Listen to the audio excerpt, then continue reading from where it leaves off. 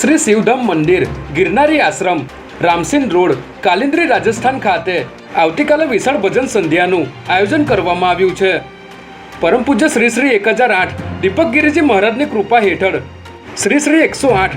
પ્રકાશગીરીજી મહારાજની અધ્યક્ષતામાં આવતીકાલે સવારે 9 કલાકે આ ભજન સંધ્યાનું આયોજન કરવામાં આવશે, જેમાં શ્રી જગન્નાથ ગિરિજી મહારાજ દ્વારા 1.25 લાખ યજ્ઞ આહુતિ આપવામાં આવશે।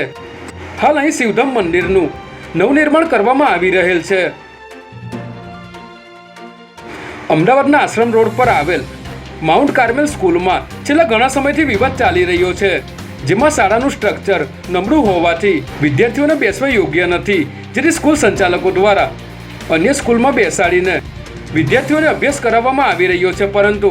ગેરી અને આરએનબી વિભાગ દ્વારા રજૂ કરવામાં આવેલ રિપોર્ટમાં સ્કૂલનું બિલ્ડિંગ 89% ભયજનક હોવાનું સામે આવ્યું હતું, જેથી આજે અમદાવાદ ડીઈઓ કચેરી ખાતે એનએસયુઆઈ અને વાલી મંડળ દ્વારા વિરોધ નોંધાવવામાં આવ્યો હતો અને આ રિપોર્ટ ફરીથી કરાવવામાં આવે તેવી પણ માંગ કરવામાં આવી હતી। વડોદરા શહેર પોલીસ સ્ટેશનના